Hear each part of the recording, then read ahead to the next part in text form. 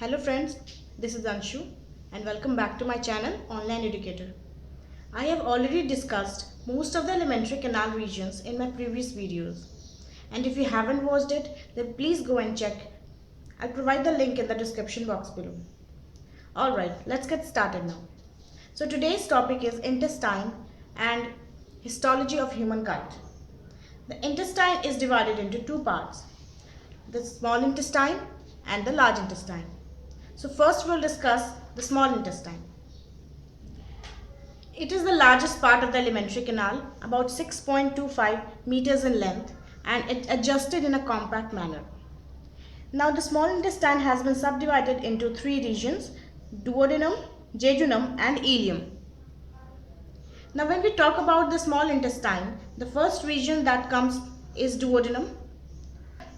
Now look at the diagram. This is the structure of abdominal cavity. The duodenum is somewhat C-shaped structure that about 25 centimeters long and opens into jejunum, which is the middle part of the small intestine, and it is greatly coiled. As you can see, the duodenum is somewhat C-shaped structure and it opens into jejunum, which is the middle portion, as well as the jejunum is highly coiled, and the walls of the duodenum is thicker and is more vascular. Now the last part or the last region of the small intestine is the ileum. The ileum is the longest and about 3.6 meters long, and it is also greatly coiled, but it has thinner and less vascular walls than the duodenum because it possesses numerous numbers of villi, and it opens into the ileum is the one which opens into the large intestine. This part is also greatly coiled, and it mostly fills the cavity below the liver and the stomach. It has basically thinner and less vascular walls and possesses numerous numbers of villi. Now look at the diagram of inner wall of the small intestine. This is the structure of a small intestine showing villi. Now the question that arises in our mind is, what is villi? Villi are the finger-like projection, as you can see from the diagram. It is a finger-like projections that mainly helps in absorbing more of the digested food. And this is the place where most of the absorption of digested food takes place. Through villi, the digested food reaches to the blood capillaries, which are very fine, and then finally to the main bloodstream. As you can see the structure of villi, these are finger-like projections, and at the end of the villi, each and every villi, a brush-like appearance is there, which is known as microvilli. And microvilli also helps in increasing more and more absorption area for the digested food. Alright, the walls of the small intestine also contains numerous glands that secrete juices and digestive enzymes, which we will discuss later. Now let's talk about the function of small intestine. The small intestine mainly serves two functions. The first one is the completion of digestion of proteins, carbohydrates, fats and nucleic acid through villi, and the absorption of digested food into the blood and lymph through these fine blood capillaries, and then to the main bloodstream into the veins and the arteries. Now the second part is the large intestine. Large intestine is about 1.5 meters long, shorter and wider than the small intestine. It forms the shape of the inverted U. As you can see from the diagram, it is the inverted U shaped. The large intestine also comprises of three portions, that is the cecum, colon and rectum. Cecum is a small blind sac-like structure about 6 centimeters long and 7.5 centimeters wide, and this is the place where the small intestine ileum opens, and the place where it opens is known as the ileocecal junction. Now at one portion of the cecum there is a worm-like structure or appearance is there, which is known as vermiform appendix or just appendix. The appendix is about 2 to 20 centimeters in length.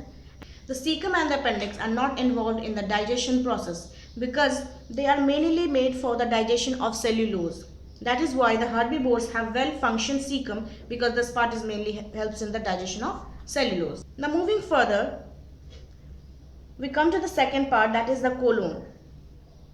The cecum opens into the second region, that is the colon, which is the long about 1.5 centimeters and has general shape of inverted U, as you can see. The colon has been also differentiated into 4 regions. The first one is ascending colon, second one is transverse colon, third is descending colon, and the fourth one is sigmoid or pelvic colon. Now let's discuss these in detail. The first one is ascending colon. As the name itself suggests, it is extending up to the liver on the right side of the abdomen. This is the ascending colon. It is ascending towards the liver area of the abdominal cavity, and now the ascending colon opens into the transverse colon. Its colon is basically crosses the abdominal cavity below the pancreas. Here the stomach is present and here the pancreas is present. And the place where the ascending colon and the transverse colon meets and the bend, this bending structure is known as hepatic flexure. The transverse colon moves down into the descending colon, and the place where the transverse colon and the descending colon meet is known as the splenic flexure.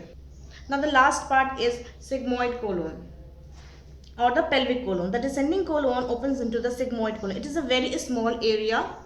It is basically S-shaped area, and it enters the pelvis and joins the rectum. Now the last part is rectum.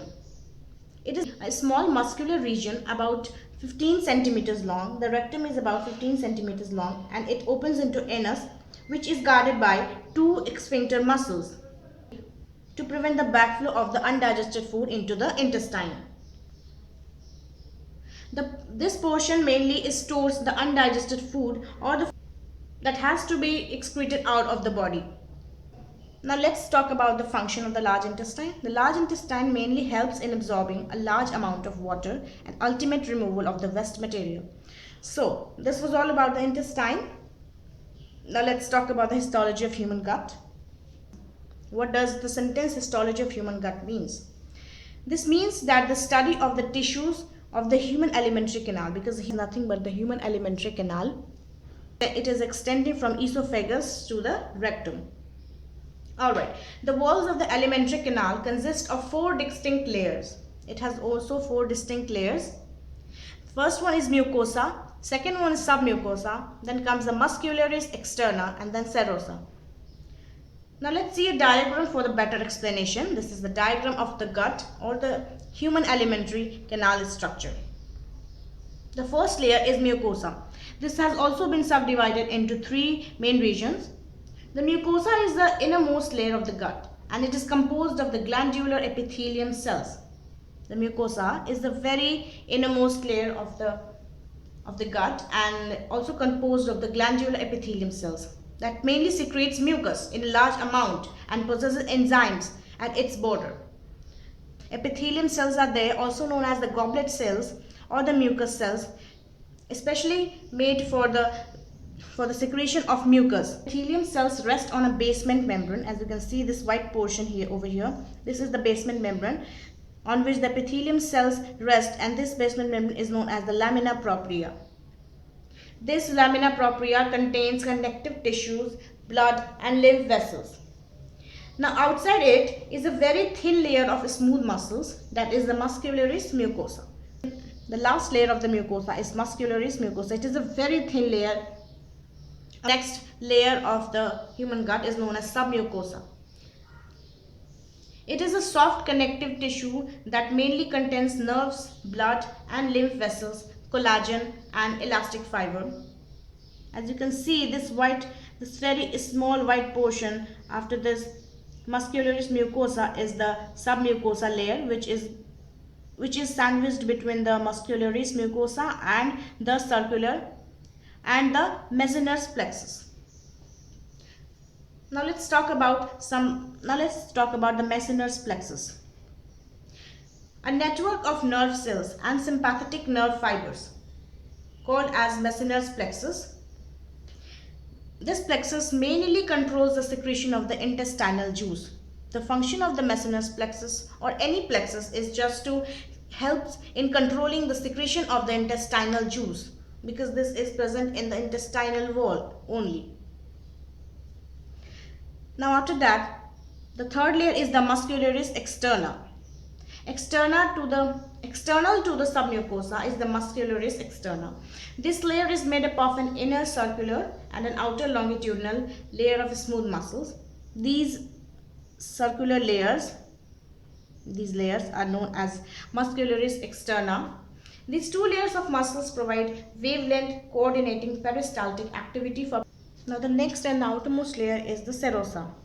It is mainly composed of the loose fibrous connective tissue, and the whole of the serosa is surrounded by a peritoneum layer which is known as visceral peritoneum.